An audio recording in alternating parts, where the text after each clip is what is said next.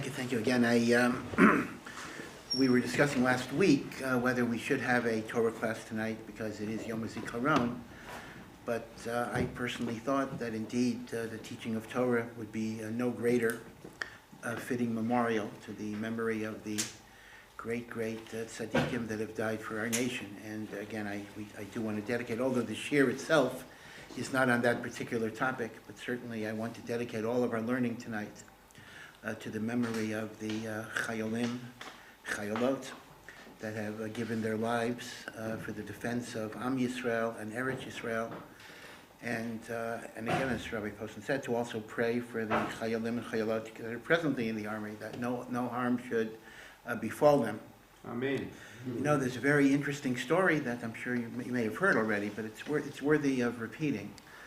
That Rosh Shlomo Zalman Auerbach, the great gadol, the great posek, was once with a Talmud of his, and the Talmud mentioned he was going up north to Tzfat to visit the graves of the great tzaddikim, the Arizal and Rav Yosef Karo. You know, Tzfat has many kivrei tzaddikim. Of course, Yerushalayim also has kivrei tzaddikim, but Rav Auerbach's response was a bit more surprising than you might think. He said, "Why do you have to go to Tzfat to visit the tzaddikim?" He says, "Whenever I need to visit kivrei tzaddikim, I go to the military cemetery on Har Herzl, and I say Tehillim by the graves of soldiers who gave their lives al Kiddush Hashem." Sorry, who was the name? Rav Shlomo Zalman Auerbach. It was, again, if you need to have a label, he was on the Haredi side of things. Yeah. Again, I don't want to get into politics, particularly tonight. As you know, his son, Rav Shmuel Auerbach, who was nifter very recently, was very different than his father in terms of their philosophical orientation. So I don't want to get into all of that issue. But suffice it to say that Rav Shlomo Zalman himself was not only a phenomenally great posek, Rosh Yeshiva, and Talmid Chacham, but he was a person who truly excelled in his Avat Yisrael and in viewing all of those who supported the state of Israel in a very positive light. Many of his students, in fact, went into the army. There was a time in which the division between so-called Charedim and Dati Leumi was not as pronounced as it is today. There was a time, I mean, even today, to some degree it happens, but in which, you know, Charedim, yeshiva students were in the army, and it was not considered to be some major dividing point. And Rav Shlomo Zalman Auerbach is kind of almost the last of the breed, which you might call moderate, I don't know, whatever the label, moderate Haredi, tolerant Haredi, Zionist Haredi, whatever particular label you want to put on it. But since his B'tira, things have not been quite the same. And I think the story is so beautiful because he could have told the Talmud, oh, there's so many great conventional tzaddikim in Yerushalayim, which of course is obviously true. But he chose to emphasize the idea that the chayal, whether he is religious or not religious, is greatly beloved by the Almighty because he sacrificed for Am Yisrael. Amazing thing to say for a Haredi Rav. It truly is. It wouldn't be said today that much. Or if the person would say it, he would go into hiding afterwards. But this is what Rosh Shlomo Zalman said. So I think it's very fitting that we dedicate our Torah Le'iloi Nishmat, the Chayolei Tzava Haganah Yisrael. And I've also made another point, which I've said a number of times. I want to repeat it, and that is we should be very proud of our soldiers, not only because of their military prowess, but because of the ethical consciousness that they bring to engaging in war. You know, war is dirty business by definition. War is in the business of destroying an enemy when you have to destroy an enemy. And indeed, Chazal tell us, Haba lahargecha hashkein b'harav lo. Somebody's coming to kill you, you kill them first. So war by definition involves death. But the Israeli army is quite unique in the ethical constraints that it often imposes on itself to minimize collateral damage to civilians. In fact, many military strategists feel that the IDF is too protective of civilians of our enemies and often endangering our own soldiers. I'm not going to get into the military debate of whether the IDF should be less ethical in that direction. But I think it is a source of tremendous pride that we do not glorify the shedding of blood. We do not glorify violence. We do what we have to do.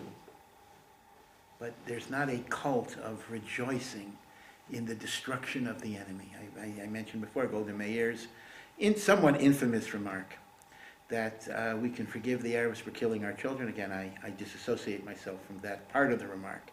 But the second part, I think, does have a meaningful aspect, that we cannot forgive them for making us kill their children. Because from a Jewish perspective, and our Chayolim, I think, have absorbed this pretty thoroughly, with some very, very rare exceptions. The death of even the other side is a tragedy that we wish wouldn't have to happen. If we have to do it, we do it, indeed, and we do it well. But it is really the prayer of every Chayal that that shouldn't have to be. And therefore, I think that's a source of enormous pride, that in spite of the really super competence of our armed forces, there is really such an ethic and a reverence for life that is deeply implanted, and that comes from, what Hasidim would call the Pintele Yid, that Jewish spark that is within the soul of everybody. So, again, I hope that our words of Torah should be Iloi Nishmatam, and all of the soldiers who are presently serving, and really all of the Jewish people in Eretz Yisrael and in Chutz La'aretz. God should protect them from all harm. So, as I say, though, the actual topic I wanted to talk about tonight is not directly connected to that topic. And that is, I wanted to talk a little bit about the counting of the Omer that we're in right now. We're in the period of Sfirat HaOmer, and there's a whole argument among the commentators. Is it a Torah commandment today, or is it only a rabbinic commandment? Because the Torah seems to say that the Omer count commences from the bringing of the Omer sacrifice, which is a barley sacrifice on the second day of Pesach. As a result, most Rishonim actually take the position that when there's no temple and there's no Beit HaMikdash and there's no Omer sacrifice, the counting of the Omer is not biblically mandated. It is only a rabbinic commandment, and that is called Zecher LeMikdash, to remember the temple. The notable exception is the Rambam. The Rambam does maintain that Sfirat HaOmer is a Torah commandment even today, because he says that essentially it is not the Omer sacrifice that triggers the obligation, it is the second day of Pesach itself. So that's a well-known machloket, whether Sfira Bisman Hazeh is D'Oraita, is a Torah commandment, or is a rabbinic commandment. For the most part, it does not make a tremendous difference, because even if it's a rabbinic commandment, you have to keep it, right? No one's going to say you don't have to keep it. But the point I want to dwell on is this. When the Torah tells you when you start counting the Omer, it uses a very enigmatic phrase that has a very long history in rabbinic literature. And that is, it says, Usvartem lachem, you shall start counting mimacharat haShabbat, from the day after the Shabbat. Now, what does that critical phrase mean? I mean, normally, Shabbat means Saturday. Therefore, mimacharat haShabbat would mean Sunday.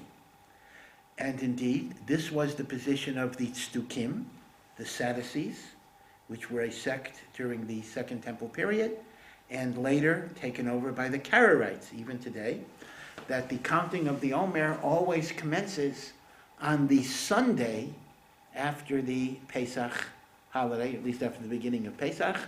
And of course, according to that calculation, Shavuot will always be on Sunday. Because if the first day of the Omer is Sunday, Shavuot will be the same day. In fact, some have suggested that the reason why the Sadducee and the Karaite position was somewhat popular is it guaranteed a 2-day holiday in Israel. In Chutz La'aretz, you always have the 2 days of Yom Tov, but in Eretz Yisrael, to get a Shabbat and a Chag together, that's great. You get a 2-day vacation. So there was a certain popular support for that. They pay for that by having cold, dark houses on Shabbat. Yes, yeah, there are right. There are some negatives in being a Sadducee, to be sure. But be it as it may, the rabbinic tradition, the Pharisaic tradition, always was that Shabbat did not mean Saturday, but Shabbat simply meant the day of cessation from Melacha, which could be applied to the first day of the Chag, Pesach, and Mimacharat Shabbat is therefore the second day of Pesach. And the Gemara in Menachot has long litanies of debates and arguments and counter-arguments, and how the Pharisees, the Prushim, went to very great lengths to prove their point, and they had certain public ceremonies, lahotzi mi liban shel stukim, to exclude the Sadducee position, and the like.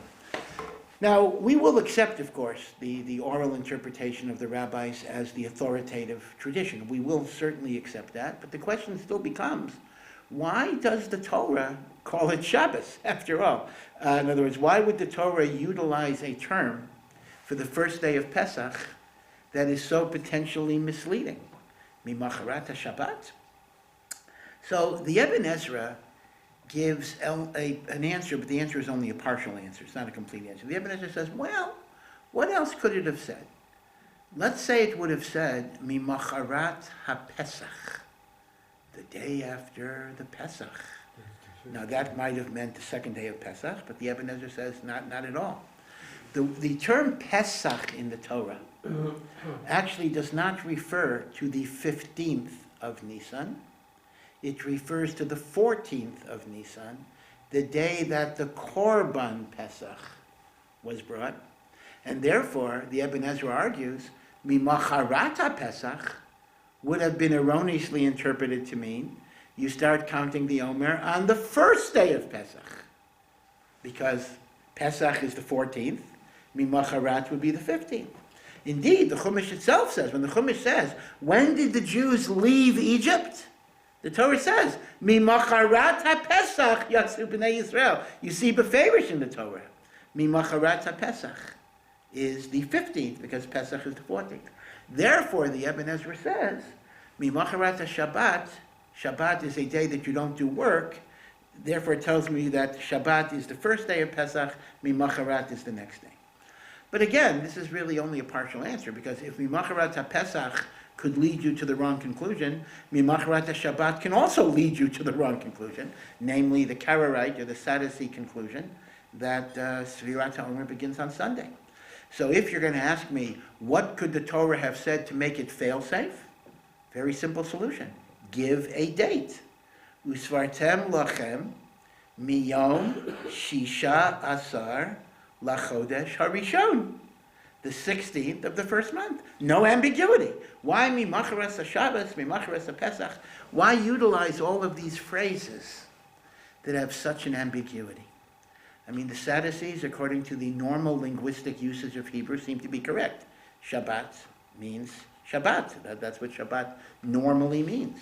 Yom Kippur is called Shabbat Shabbaton. And for all the Chagim, we do say Shabbaton. They are days of rest, but we don't use the word Shabbat except for Shabbat. So here, I want to share with you a thought from Mayor Simcha Cohen of Dvinsk, the Meshech Chochmah, the Or Sameach, and he says the following. When we analyze the difference between Shabbat and Yom Tov, we have two basic halachic differences.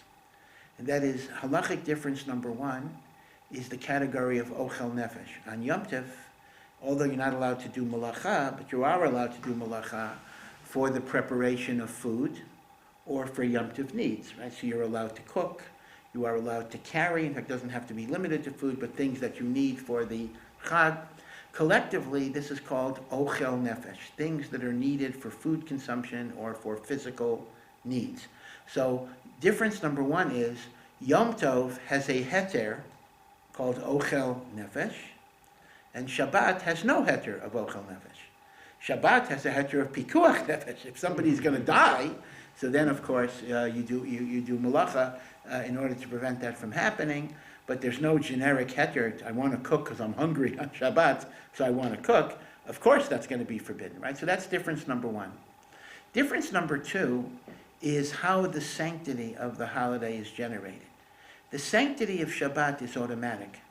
Every seventh day, as soon as it begins, is automatically invested with holiness, whether it is acknowledged or not.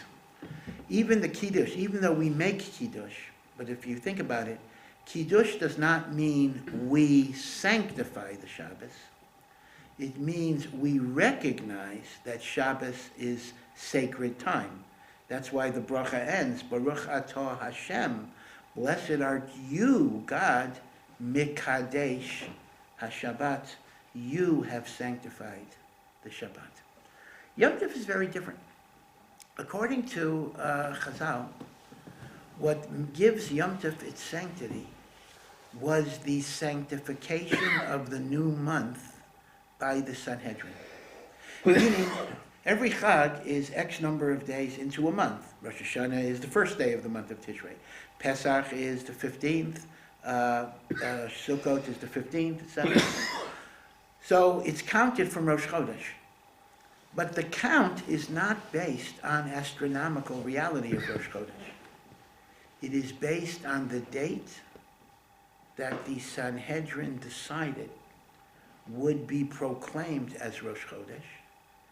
And even if astronomically they proclaimed the wrong date, the holiness is determined based on their calculation. This is the famous story in the Mishnah in Maseches Rosh Hashanah, where Rabbi Yehoshua, who was a member of the Sanhedrin, disagreed with Rabban Gamliel and the Sanhedrin regarding which day should be Rosh Hashanah based on the appearance of the moon. According to Rabbi Yehoshua, Rosh Hashanah should have been one day later, and therefore Yom Kippur should have been one day later. How could he disagree? Either they saw the moon or they didn't. Well, the question was, they didn't see the moon. The question was, witnesses testified that they had seen the moon. And Rabbi Yeshua had calculated that that would have been an impossibility, that they were false witnesses. Mm. Therefore, as a result, under the default rule, Rosh Hashanah would be the next day, and therefore Yom Kippur would be the next day. Rabban Gamliel, who had a penchant for asserting his authority, there are a number of stories in the Gemara about Rabban Gamliel and Rabbi Yeshua, ordered Rabbi Yehoshua to come to him with his staff and his money on the day that Rabbi Yehoshua held was Yom Kippur, in other words, which was the day after the Sanhedrin's Yom Kippur. And Rabbi Yehoshua was in a quandary. He didn't know what to do. He says, how can I violate the day that, according to my calculation, is the holiest day of the year, Yom Kippur? Rabbi Akiva convinced him that there's no problem. Because Rabbi Akiva said, even if objectively the new moon should have been proclaimed a day later and Yom Kippur would be a day later, the holidays are based definitionally on the determination of the Beit Din. So even when they get it wrong, God says, I'll go with you. Therefore, your fear that you're violating Yom Kippur is not true, because definitionally it's not Yom Kippur. And this is how the halacha is said. This is an extraordinary power of Beit Din, and the Beit Din essentially is the representative of the Jewish nation to sanctify time. That is why we say on Shabbat, Baruch atah Hashem Mekadesh HaShabbat, you, God, sanctify the Shabbat.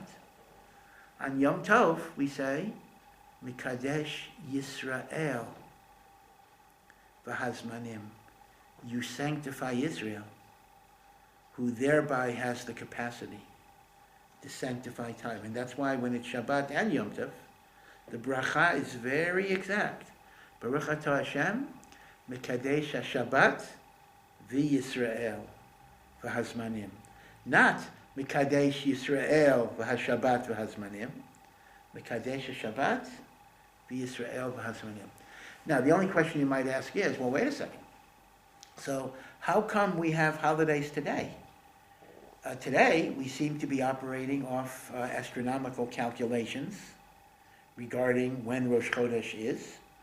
But if you're telling me that it's not the astronomy that makes the Yom Tov, it is the official proclamation of a Sanhedrin acting through testimony or otherwise, then in the absence of a Sanhedrin, technically there ought not to be Chagim at all. Well, the Rambam addresses that point, and the Rambam says, that when the Jewish calendar was formulated in the 4th or 5th century, and this was towards the last Sanhedrin, shortly before the Romans abolished the body, the Sanhedrin themselves, under the leadership of Hillel Hasheni, who was a great-great-great-grandson of the famous Hillel, they calculated all of the Roshei Chadashim in advance, and they proclaimed those dates to be sacred. And therefore, the Rambam writes, the existence of Chagim today is not because of the astronomy. It is because of the Kiddush HaChodesh in advance of the last Sanhedrin. Now, later sources have added that the Jewish calendar was calculated only up until the year 6000. And the reason being because the tradition was Mashiach will have to come before the year 6000. What that means, therefore, is even though mathematically you can certainly extrapolate the calendar indefinitely. I mean, you can take the calendar has a recurring pattern, so the actual astronomy can be extrapolated for 10,000 years, 100,000 years, a million years. Nevertheless, the proclamation of the Sanhedrin only went until the year 6000, which means, strangely enough, that if counterfactually Mashiach would not come by the year 6000, there would not be any Chagim. In other words, the obligation to keep Rosh Hashanah, Yom Kippur, Sukkot would simply lapse because there is no Kiddush HaChodesh that triggers the counting of the Zman for the Moadim, right? That's quite an amazing thing. Now, one of my students in Rosh Hashanah asked me a kasha, which is really a brain teaser. I really have to think about this. He basically said, well, if that's the case, the statement that Mashiach has to come by the year 6000 is actually a nonsense statement in the following way. The year 5999 is not going to end until you have a Sanhedrin. So to say Mashiach come by the year 6000 doesn't tell you anything, because it might very well be that 5,999, the year 5,999 might be a 1,000-year year. In other words, it's just going to keep going. In other words, you're not going to move into the year 6,000 if there's no Kiddush HaChodesh for Rosh Hashanah. Right? So therefore, you're going to have a long year. So the notion that Mashiach has to come, within the next 200 and whatever number of years is technically not true, because the last year will simply never end until Mashiach comes. Okay, that's an interesting point. Could you explain that point? Well, the point basically is Tomorrow. that let's say you're in the year 5,999. Okay? Yes. And you've had Tishrei, Cheshvan, Kislev, Teves, right? Shvat, Adar, Nisan, Iyar, Sivan, Tammuz, Elul. And Nebuch, Mashiach didn't come yet. So Elul has 29 days. What happens on the 30th day of Elul? Now, normally, the 30th day of Elul becomes Rosh Hashanah. But if the Jewish calendar was not sanctified beyond that, it doesn't become Rosh Hashanah. If it doesn't become Rosh Hashanah, you are simply continuing in the halachic year of 5,999. So if Mashiach is delayed by 1 year, by 5 years, by 10 years, by 100 years, by 10,000 years, you are still in the year 5,999. Now, you could argue that that's not true. You could argue that in terms of the calculation of years, we're simply working with years. We're not working with sanctity and the like. That would be a way out of it. But at least in terms of halacha. In other words, the question becomes, do you have a new year if you don't have a halachic Rosh Hashanah? That's really kind of the question. Could you convene a new Sanhedrin and sanctify another 6,000 years? Well, the question becomes this. Why don't we have a Sanhedrin today? I know there's a body that goes by the name Sanhedrin, but they're largely not recognized. Because we can't agree on who should be well, served on it, that's right? certainly part of it. But the technical halachic reason is that in order to have a Sanhedrin, you have to have ordination, smicha, which involves an unbroken, all the rabbis have fake ordination today. Real smicha is an unbroken line of ordination going back from Moshe Rabbeinu, And during Roman times, that was broken, and that makes the convening of a Sanhedrin halachically impossible. When Mashiach comes, Eliyahu Hanavi will be able to ordain Jewish Talmidei Chachamim to be members of the Sanhedrin. Now you may recall, maybe you've learned this before, there was a very, very interesting controversy in the 1500s in Tzfat. The teacher of the Beis Yosef, the teacher of Yosef Karo, was Rav Yaakov Bei Rav. And he was of the opinion, based on his interpretation of the Rambam, that if all of the sages of Israel agreed to recreate ordination, they would be able to create it without an unbroken line. This is called Chidush HaSmicha. And as a result of Yaakov Bei Rav actually formally ordained 4 disciples, Rav Yosef Karo, the Mabit, the Alshich, and Rav Moshe Galanti. And they actually received real smicha. And it's very, very clear that Rav Yaakov Bei Rav thought that this would be a precursor to Mashiach. That was part of a messianic plan. But what happened was the Chachmei Yerushalayim did not agree to the proposal of the Chachmei Tzfat. And as a result, it was kind of dead in the water, and it did not continue beyond that generation. So generally speaking, there is a theoretical possibility of a new Sanhedrin, but this would depend on that whole debate about the ability of reinventing, so to speak, the idea of smicha. So, b'kitzur, we have 2 nafkaminas, 2 differences between Shabbat and Chag. One is ochel nefesh, and the other is the source of holiness emanating from Klal Yisrael, as opposed to Hashem imposing the holiness from above. Now, the Meshech Chochmah says these 2 differences in turn are based on a third difference, which really explains the other 2 differences. And that is, Shabbat commemorates an event that intrinsically has nothing to do with the Jewish people at all. God created the world in 6 days. In fact, there is no inherently logical reason why Shabbat should only be given to the Jewish people.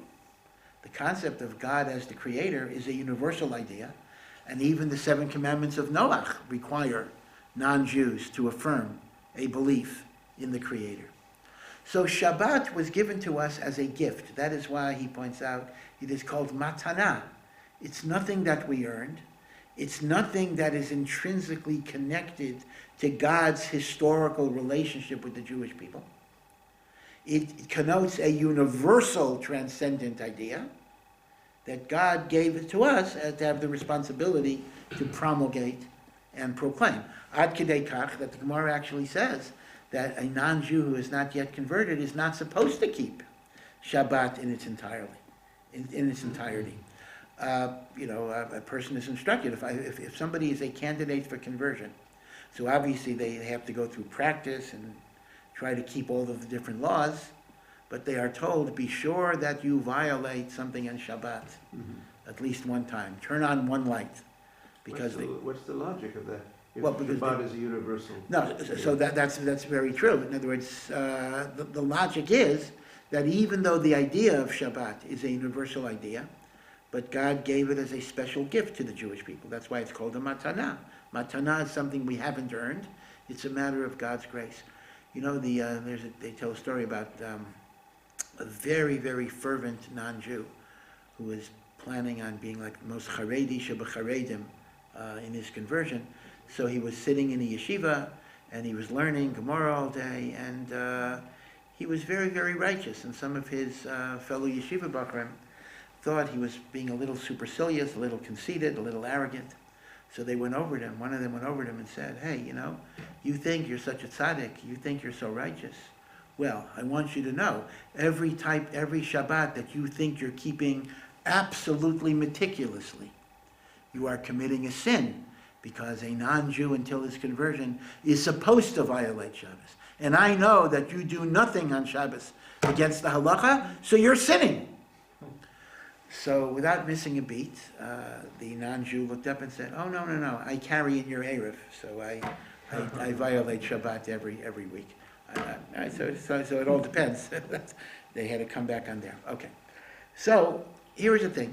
So, since Shabbat expresses an idea that is not directly connected to the historical relationship Hashem has with the Jewish people, number one, we are not the ones who are able to determine its sanctity, because it's not because of us.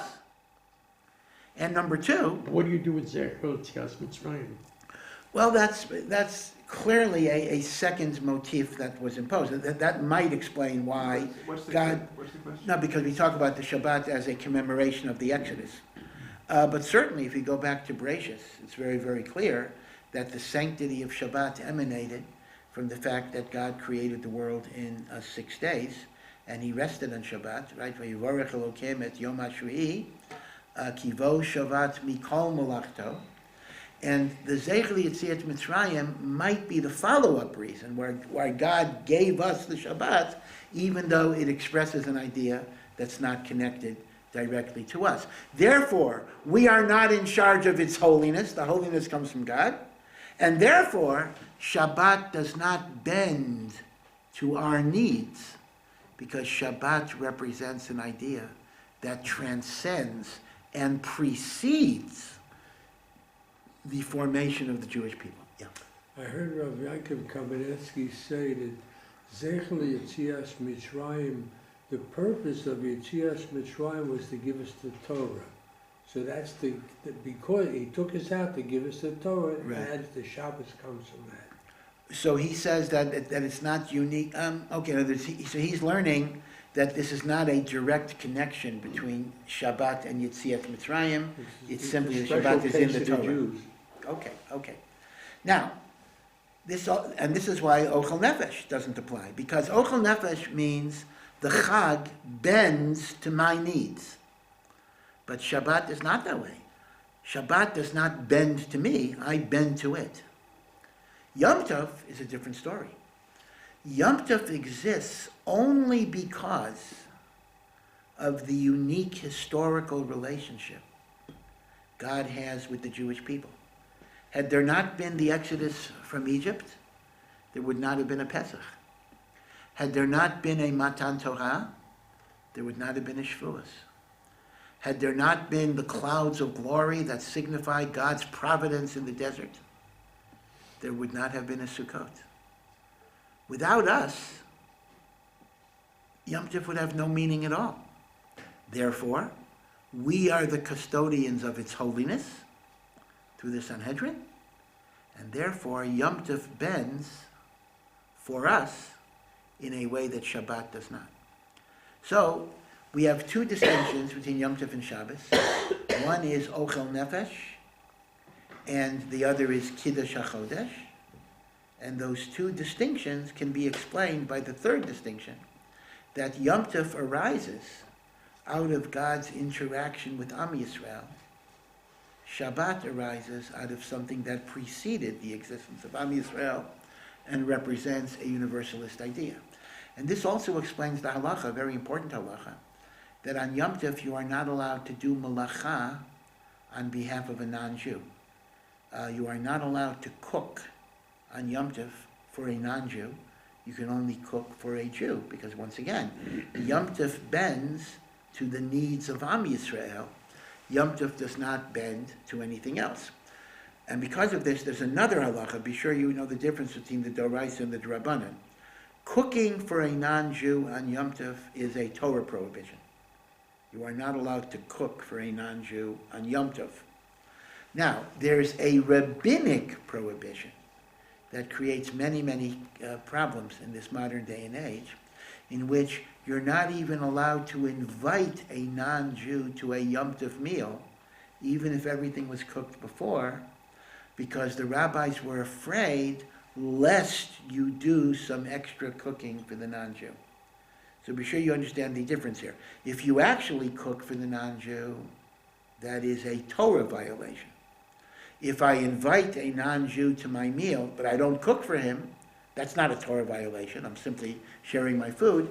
But the rabbis made a gezerah. So to invite a goy to a Shabbos meal is perfectly okay, although you may not be optimal for the atmosphere, but halachically you can invite a guy to a Shabbat meal because you're not going to cook for him because you don't cook on Shabbat.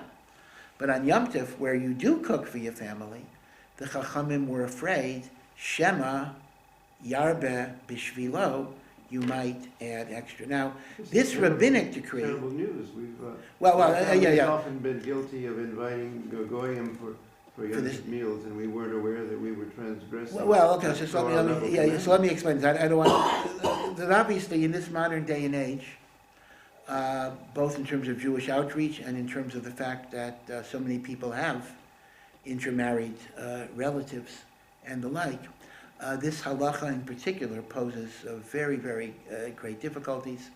Let's imagine, in an extreme case, that you have a person as a child that married a non-Jew. So you're telling me now, oh, I cannot invite my son to the Seder if he's going to bring his non-Jewish wife. Well, if that's going to be the case, then my son is not going to come to the Seder, in all probability.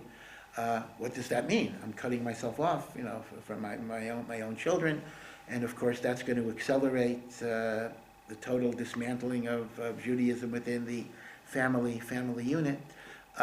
So these are difficult issues. The one thing I can tell you is the tendency of poskim has been to be extraordinarily lenient in these things. In other words, they have said, for example, well, if you're inviting a couple, an intermarried couple, so really you're inviting the Jew and the non-Jew is just coming along. It's not a distinct invitation to a non-Jew. That may cover intermarried couples and the like. That may not cover a guest that's not Jewish. And of course, this also creates problems with candidates for conversion.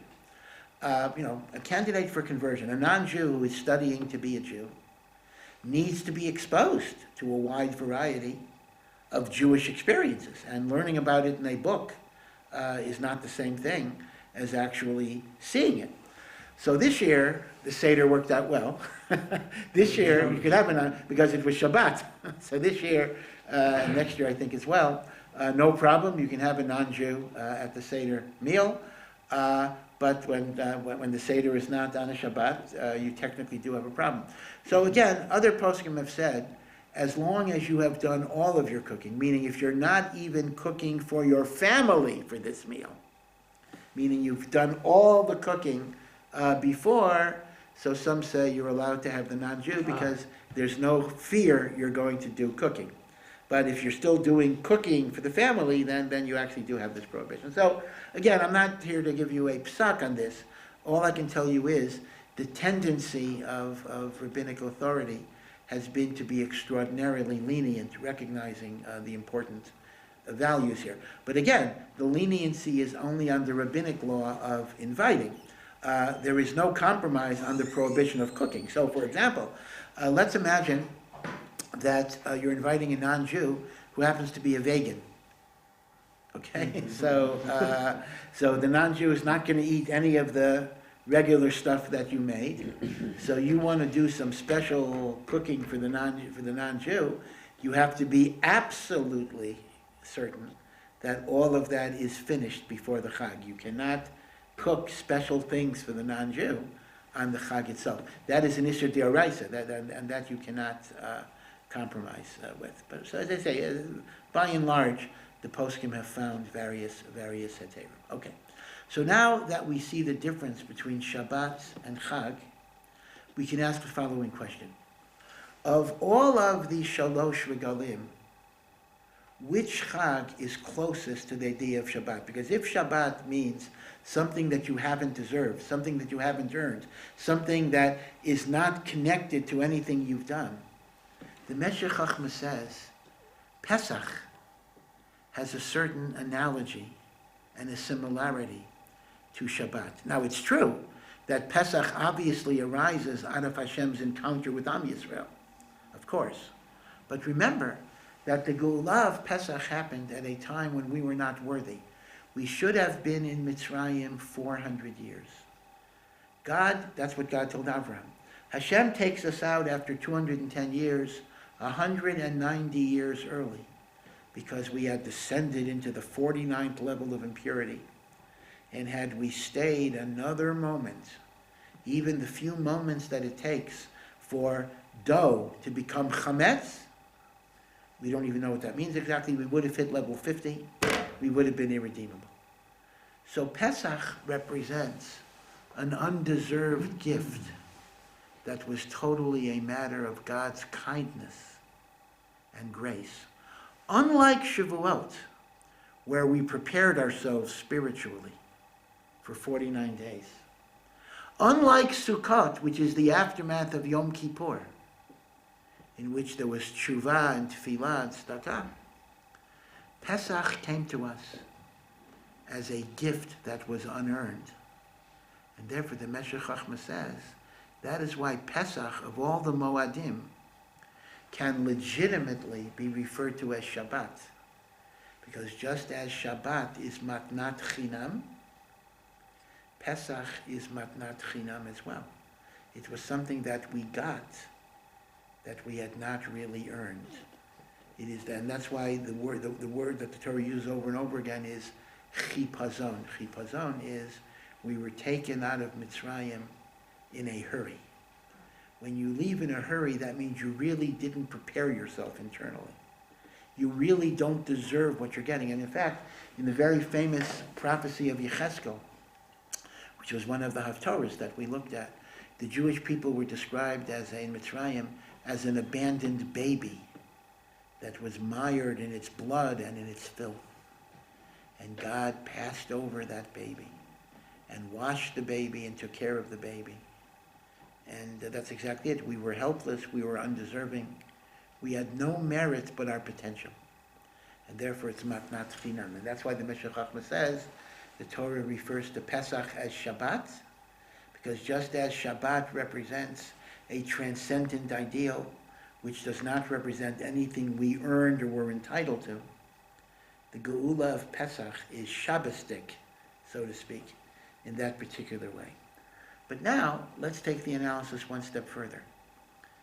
Why is it mimacharat HaShabbat? Meaning, why do we start counting the Omer the day after Pesach, or the day after the first day of Pesach, the Chag? Why don't I start counting the Omer on Pesach? Now, this is a strong question, because if you think about it this way, the Sefer HaChinuch tells us that the basic idea of Sfirat HaOmer is to create a linkage between freedom and responsibility. Pesach is Zeman Cherutenu. Shavuot is Zeman Matan Toratenu. And the Torah doesn't want us to celebrate freedom as an abstraction that simply exists as a value in and of itself. It wants to link freedom with submission to God's law. In fact, the Ramban actually writes that Pesach and Shavuot are really one long holiday, and the days of Svira are Chol HaMoed, in a sense. So if you tell your boss you don't work during Chol HaMoed, you could take a long vacation, but as I say, the job will not be waiting for you. So if that's the case, in fact, if that's the case, then the question is a good question. If the whole purpose of the counting of the Omer is to link freedom with submission to Hashem, then start on the first day. Do it at the first Seder. Right, in Chutz La'aretz, many people count Sfira, the second Seder, okay? Here we don't have a second Seder, so the whole Seder certainly doesn't have Sfirat HaOmer.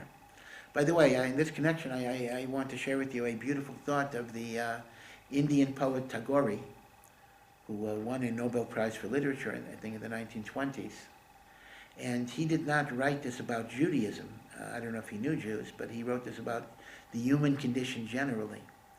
He said a human soul is like a violin string that is capable of producing beautiful music.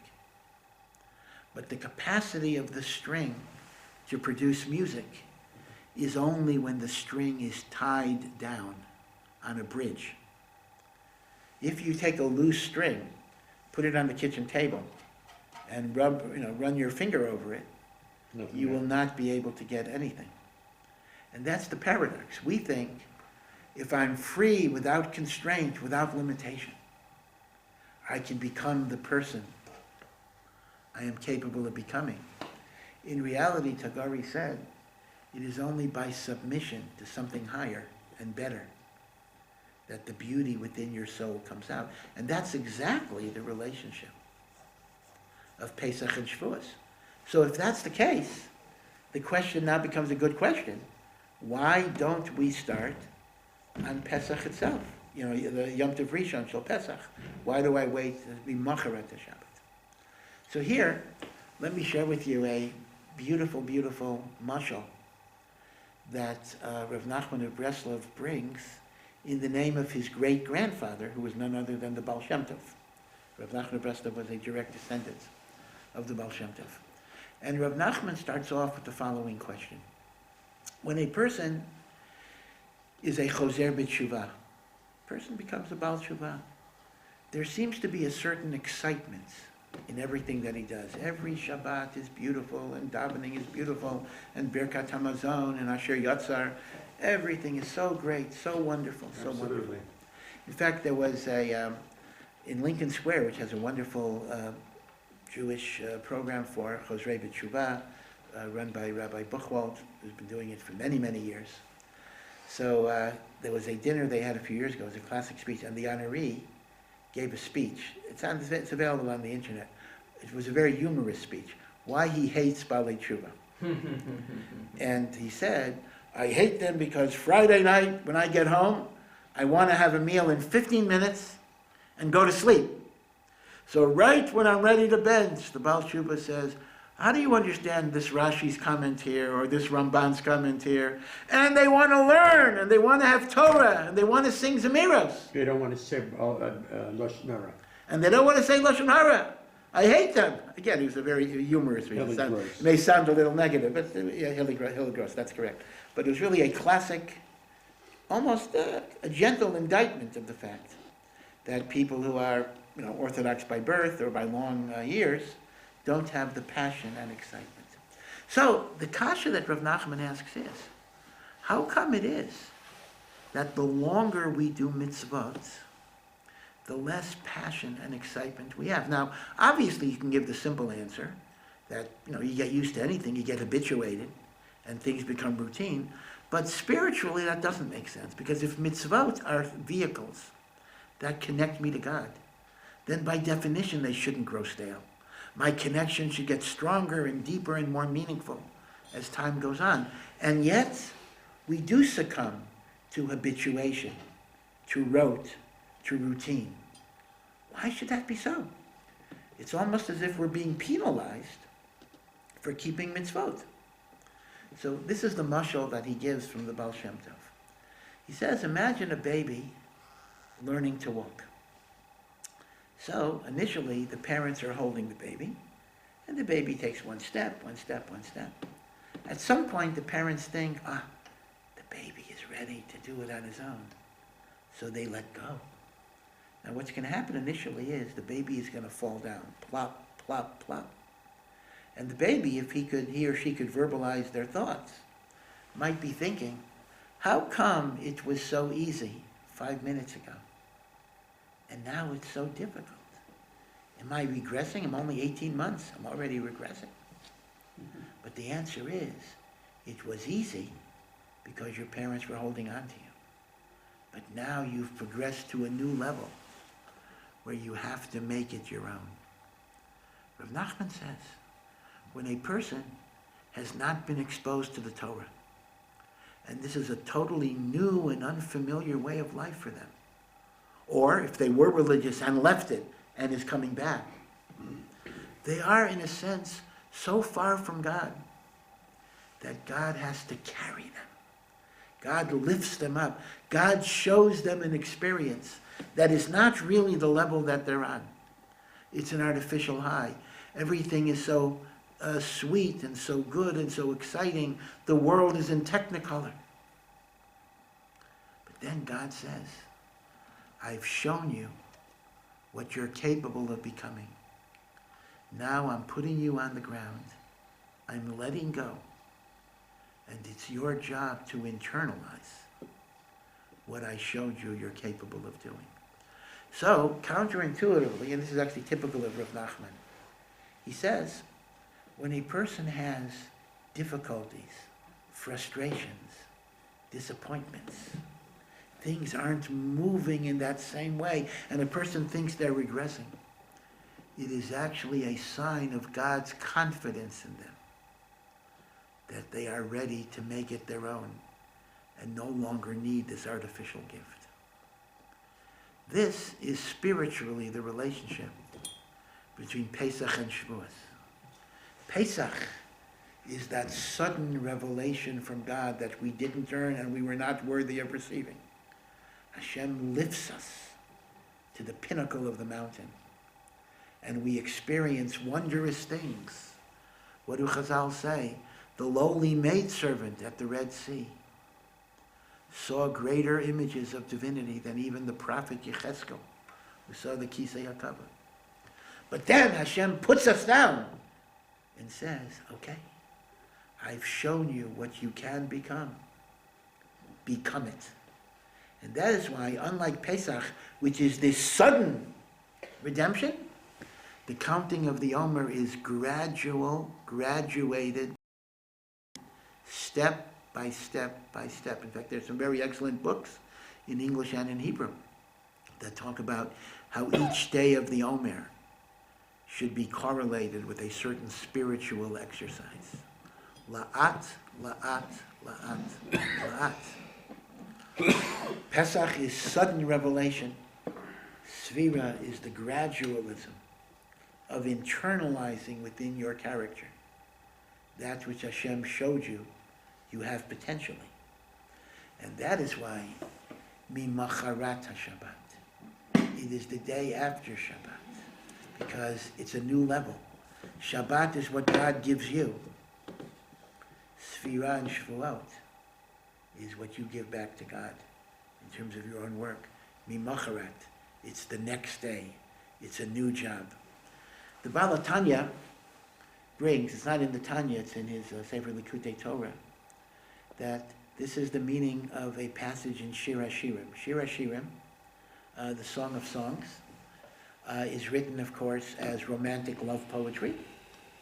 And in fact, ad kedei kach, that there was a strong view among many sages that it should not even be included in the canon of Tanakh, because it was seen as romantic literature that was not appropriate for impressionable young minds. And yet, Rabbi Akiva was the one who kind of convinced them to include it. And his argument was that Shir HaShirim is ultimately a metaphor. It uses the language and the experience of deep, passionate, romantic love, indeed, but it is expressing the love that God has for the Jewish people, and vice versa. And that is why Rabbi Akiva said, if all of the Shirim are Kodesh, Shir HaShirim is Kodesh Kiddushim. Now, in the beginning of Shir HaShirim, the woman, which allegorically is Knesset Yisrael, says to her lover, Moshcheni acharecha, pull me after you, Narutza, and we can run together. So the Baal HaTanya brings from the Zohar that the phrase, Moshcheni acharecha, pull me after you, is Pesach. Narutza, let us run together, is Shavuot. And again, the imagery fits this thought exactly. Because Pesach, we're really not ready for any of this. God is pulling us like you pull a sack of potatoes. Hashem is taking us out of Mitzrayim, even though we really were not ready to go. But with Shavuos, we run with God. There's reciprocity. We're giving something back to God in terms of Nasa v'Nishma, our observance of the Torah.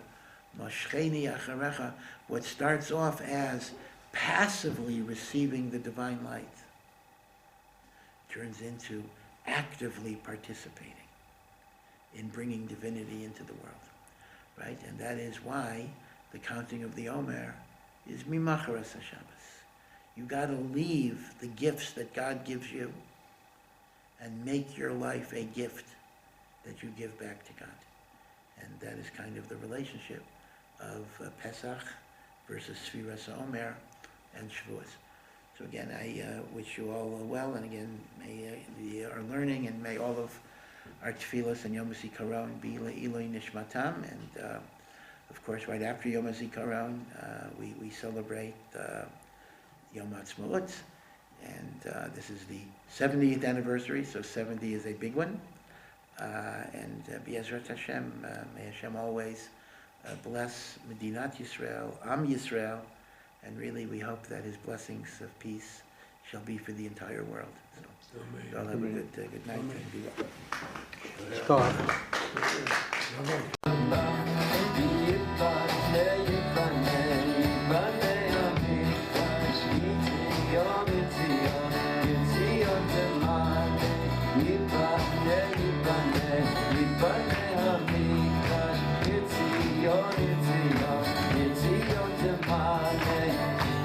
Shabbat